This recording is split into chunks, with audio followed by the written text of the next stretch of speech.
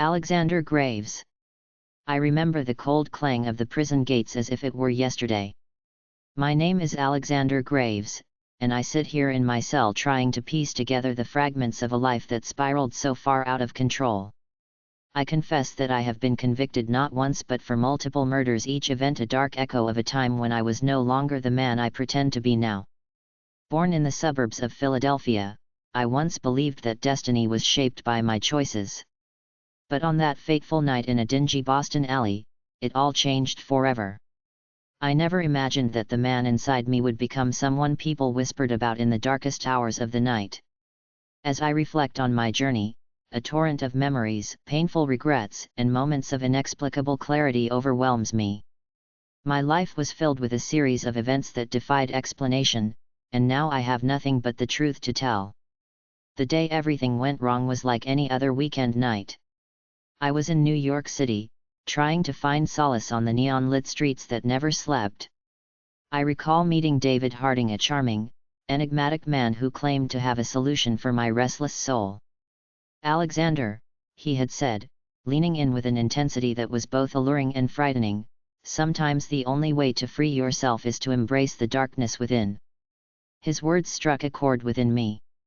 At that moment, I felt as if every hidden part of my being was beckoning me to follow him down a dangerous road, a road that would lead to irreversible decisions. I found myself entangled with David, a man who had an uncanny way of manipulating events and manifesting chaos. That was only the beginning. Over the next several months, David introduced me to others who shared similar stories, damaged souls with shards of shattered morality. I met Michael Stevenson, a wiry man with eyes that seemed to hold a lifetime of sorrow and rage, and Rebecca Moore, whose calm exterior concealed a turbulent past. We formed an uneasy alliance, bonded not by friendship, but by the grim understanding that none of us were ever meant to lead ordinary lives. We carried out our tasks with a cold precision that left little room for remorse. Every encounter, every brutal act, was meticulously planned and executed. In the back streets of London, in the lonely alleys of Boston, or beneath the relentless drizzle of New York, we left behind traces of our existence, evidence of the darkness we harbored inside us. I remember a particular night vividly. It was a chilly November evening in London. The rain was falling hard, drenching the cobblestones and blurring the neon reflections of the city. We had gathered in a dilapidated warehouse near the Thames, huddled together in the shadows. "Tonight, we end it all," whispered Michael as he checked his weapon with a trembling hand. His normally stoic face bore the strain of emotions he could no longer hide. "We must do this to be free," Rebecca murmured softly, her voice barely audible above the rhythmic pulse of the rain. I felt the weight of my decisions press down upon me, each word resonating with the inevitability of what we had become. That night, the sound of gunfire was not just a conclusion, it was an opening into a realm where morality no longer applied to us. As the echoes of our violent undertaking faded into the night, I began to understand that the monster in me was not an aberration but a truth buried beneath layers of denial and regret. Now, as I sit behind these cold concrete walls, I am forced to relive the choices that brought me to this point. With each passing day, the memories of those gruesome events haunt me. They remind me that the line between right and wrong can sometimes be blurred by circumstance and fate. I was not always like this. Once, I had dreams, hopes, and a promise for a better life back in suburban Philadelphia. But destiny had a different plan. I lost myself in the labyrinth of my mind and eventually succumbed to the allure of vengeance and the intoxicating rush of power. In one fateful encounter in downtown Miami, a situation spiraled out of control. I was involved in a violent altercation that left not only my victim's life severed but my own soul irreparably fragmented. Witnessing the blood on my hands, I cried out in despair, but there was no turning back from what I had done. The psychological unraveling began long before the murders themselves. I recall evenings spent alone in my cramped Philadelphia apartment, staring blankly at the peeling walls and questioning whether my existence was nothing more than a series of futile attempts to escape my own demons. It was on one of these sleepless nights that I made the decision that forever altered my course. I can't continue to live as a coward, I whispered to myself, hands shaking as I planned my path. The transformation from a man plagued by self-doubt to one willing to embrace his inner darkness was neither instantaneous nor painless. Every act of violence, every cold-blooded decision, was interwoven with intense introspection and a desperate search for identity, a search that led me deeper into the abyss. My association with the others, David, Michael, and Rebecca, was both a blessing and a curse. They provided a semblance of camaraderie, an unspoken bond among those who had danced with death and emerged on the other side altered irrevocably. Our meetings, often held in abandoned warehouses, dilapidated motels on the fringes of major cities, or remote safe houses tucked away in quiet neighborhoods, became our twisted therapy sessions where we laid bare our souls and traded secrets word by word. I remember one evening in a deserted motel in rural Pennsylvania, when David and I had a long conversation about regret and the possibility of redemption. "You know, Alex," he said as we watched the sunrise from a grimy window, "every choice we made was a step towards the inevitable end. But maybe, just maybe, acknowledging the darkness is the first step towards forgiveness." His words haunted me. In that moment, I longed for forgiveness not from society, but from myself. I have often wondered if redemption was ever within my grasp. In the quiet moments of confinement, I replay the events over and over in my mind, trying to decipher where it all went wrong. Conversations echo in my head, like the one with Rebecca on a cold evening in Chicago. "Alex, we all have a spark of light inside us," she had insisted, her eyes pleading for hope amidst the ruins of our existence.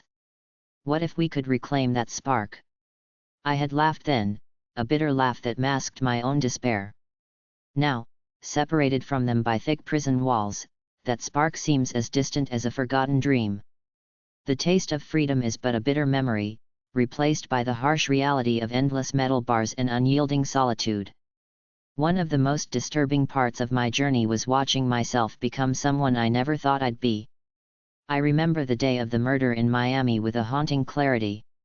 I had been asked to eliminate a man who was a threat to the organization that David had built, a thriving, underground network of individuals who had lost faith in the conventional bounds of society. I was reluctant, yet determined. The target, a seemingly innocent man named Thomas Reed, did not deserve the fate I was about to inflict. "Thomas, I'm sorry," I mouthed silently as I approached him on a dimly lit street near Miami Beach. His eyes widened in fear before everything went dark. In that instant, I knew that there was no coming back from what I had done. The memory of his pleading eyes, the way the streetlights played on his skin as he fell, will forever be etched in my mind. After Thomas's death, a profound numbness enveloped me. Conversations with fellow inmates became my only connection to the outside world, a way to piece together a semblance of normalcy in an abnormal existence.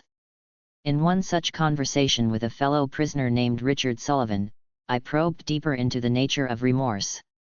"Richard, do you ever wonder if there's a part of you that still dreams of a different life?" I asked one bleak afternoon.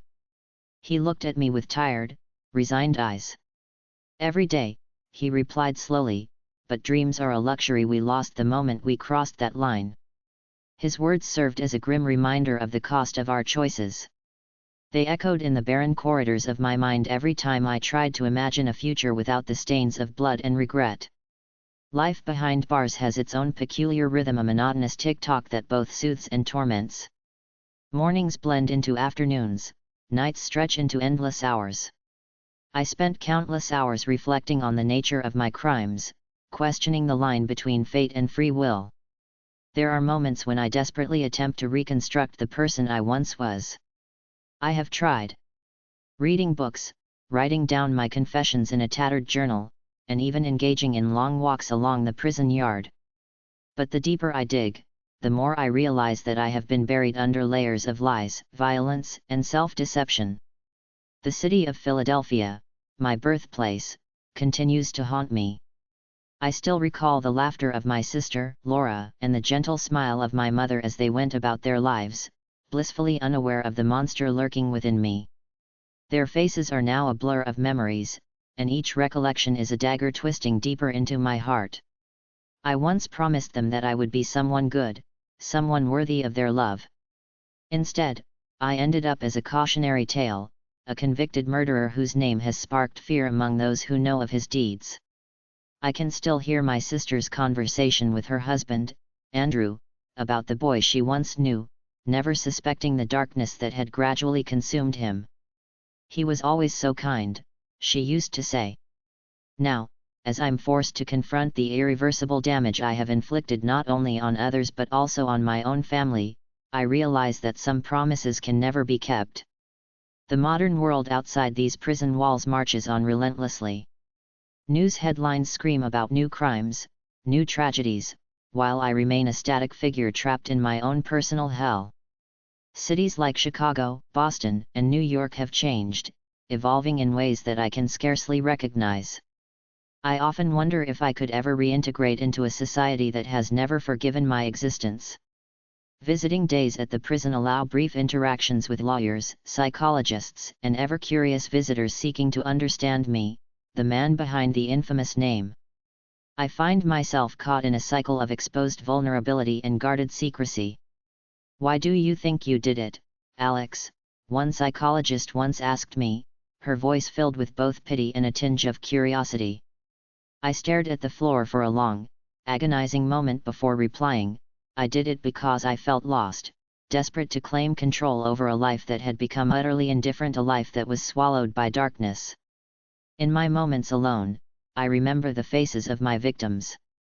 I can see them clearly: the startled eyes of a stranger in New York, the tear-stained face of a man in London, and the final moments of Thomas Reed in Miami. Their images swirl in a disjointed mosaic of guilt, regret, and sorrow. Every conversation I have now is laced with their silent accusations. When I peer into the reflection of a tarnished mirror, it feels as if I am looking into the abyss of a man who has become unrecognizable even to himself. The deepest irony of my existence is that despite the enormity of my crimes, redemption still seems tantalizingly close.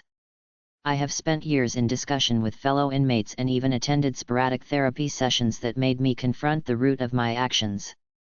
One particularly memorable session was with a man named Jonathan Briggs, a soft-spoken intellectual with a haunted past. "Alex, every human being is capable of both creation and destruction," he mused during one intense conversation in the common room. "The question is, can you ever find a way to balance the scales, to somehow rectify the harm you've caused?" His questions gnawed at the corners of my conscience. Even now, I grapple with the idea that maybe I'm not beyond redemption. Yet, every plan for self-improvement feels like a betrayal of the real me, a man who committed unforgivable acts in the name of a misguided quest for identity and control. One early morning, as I sat watching the pale light of dawn seep through the barred window of my cell, I found myself whispering a confession not meant for anyone in particular. "I am sorry," I murmured into the silence, a simple phrase that carried the weight of a lifetime's worth of regrets. At that moment, the inevitability of my fate seemed to stand before me like an immovable wall. In the echoes of that solitary confession, I realized that I would never be free of my past. The man who once fancied himself a seeker of truth was now condemned to be his own tormentor. My interactions with the prison staff have been a study in contrast. Some guards look at me with a mixture of disdain and pity, while others treat me like an enigma. I recall one particularly compassionate guard named Samuel Carter, whose eyes held stories of the human condition far deeper than his job description. "Mr. Graves," he said on one rare, quiet night, "redemption isn't something someone can simply grant you. It's a relentless journey. But if you ever choose to walk that path, know that you're not entirely alone." His words struck me deeply, and for a fleeting moment, I felt a glimmer of hope amid the pervasive gloom of incarceration. Despite his kindness, I understood that my journey toward redemption would be arduous, mired in the complexity of remorse and the permanence of my actions.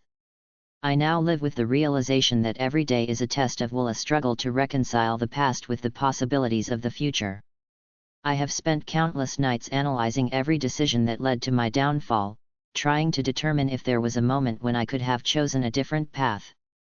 There's a recurring thought that haunts me: what if I had listened to the whispers of conscience rather than the seductive calls of vengeance and darkness? What if, instead of surrendering to the allure of power in the shadows, I had sought help, had reached out to someone who cared enough to pull me back from the brink? Unfortunately, the past is immutable, and the blood on my hands cannot be washed away by hypothetical regrets. The streets of New York still hold a strange allure for me, despite the pain they have come to represent. I vividly remember a conversation I once had with a street artist named Benjamin Cole on a rainy night near Times Square. Benjamin was painting a mural that depicted both the beauty and brutality of urban life. "Life is a canvas, Alex," Benjamin insisted, blending reckless passion with the finesse of an artist. "You have blood on your hands, but you might also have a chance to paint something new out of this mess." At that time, I scoffed at the romanticism of his words, but now I find myself wondering if, perhaps, art could have been a redemption. Could creativity have replaced the destructive patterns that ultimately led us here? There was an incident, deep in the annals of my memory, that continues to challenge every fiber of my being. It occurred during a mission in Boston where another convict, Michael, and I were tasked with eliminating a high-profile target. We waited in a parked car along a desolate road in the outskirts of the city, the engine idling as we prepared for one final act. Michael turned to me, his eyes filled with conflict. "Alex, I don't know if I can do this anymore," he admitted, almost in a whisper. "Every time I pull that trigger, it's like a part of me dies." I tried to mask my own apprehension with a curt nod, internally chastising myself for feeling even the slightest pang of doubt. Yet, as the minutes dragged on, I couldn't help but feel that we were both teetering on the edge of an abyss from which there was no return. The mission went off largely as planned, but I remember Michael's silenced scream as the bullet left him, an irreversible act imprinted on my soul. That was the turning point where I realized that our crimes, however calculated, were fueled by a deep-seated need to resolve inner torment rather than any cause of justice. The narrative of my life could easily be dismissed as a series of isolated, gruesome events. But the truth is, each murder, every manipulation and cold-blooded calculation, is intricately linked by the common thread of lost identity and the weight of guilt. I often find solace in the small acts of humility that occasionally break through the hardened exterior I developed over the years. One such instance was when I started exchanging letters with a pen pal inside the prison, a man named Thomas, ironically named after one of my victims, though entirely unrelated. Thomas, a quiet soul with a deep love for literature, wrote about the importance of remembering one's humanity even when the world seems devoid of compassion. "Remember, Alex," he wrote in one letter, "a soul marred by darkness can still be redeemed by the light of understanding." His words were both a balm and a torment, a reminder of the man I could have been if circumstances had not twisted my fate. I clutched those letters like lifelines, even as I knew that he was asking for something my soul was ill-equipped to give back. In more recent years, as the world outside continues its relentless pace of technological and cultural change, I have been forced to confront the increasingly blurred boundaries between right and wrong. Every day, news of new crimes, political upheavals, and social fractures remind me that darkness is a universal constant, lurking within everyone and seeping into every corner of modern society. Even here, within these cold, institutional walls, I overhear snippets of conversation from visitors and staff alike about the state of the world. "There's no end to the depravity anymore," one guard remarked during a rare moment of vulnerability. Even as I found his words to be a reflection of our modern reality, I couldn't help but wonder if my own actions were merely a symptom of a deeper, societal malaise, a breakdown of compassion and empathy that has gripped contemporary life.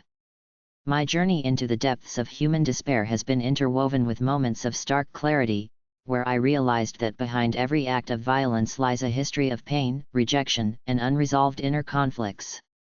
In one such instance, during a rare visit with a chaplain in the prison chapel, I was forced to face the enormity of my misdeeds. "Do you believe in forgiveness, Alexander?" the chaplain gently asked as he handed me a worn Bible. I hesitated, the idea of forgiveness seeming foreign to a man whose soul bore the scars of innumerable sins. After a long silence, I replied, "I'm not sure I even deserve it." The chaplain's eyes softened with a sorrowful compassion. Redemption isn't about what you deserve, but about recognizing the need to change. Even the darkest night gives way to a new day, if you allow it. His words, though filled with hope, only deepened the complexity of my internal struggle. I realized that while he spoke of hope as if it were a tangible promise, for me it was a distant mirage, a reminder of what might have been if I had embraced a different path long ago. There were also moments of bitter irony, times when the very people who once inspired me to embrace darkness unwittingly became symbols of hope and transformation. I recall a heated, albeit rare, conversation with Rebecca Moore during one of our final acts together. "Alex," she cried out as we sought refuge in an abandoned building in downtown San Francisco, "we all thought that killing could solve our problems, but look at ourselves now." Her voice cracked with the weight of regret and disbelief. I wanted to respond, to say that I understood her torment, but words failed me. Instead, I sat in silence, feeling the cold truth of her words settle in.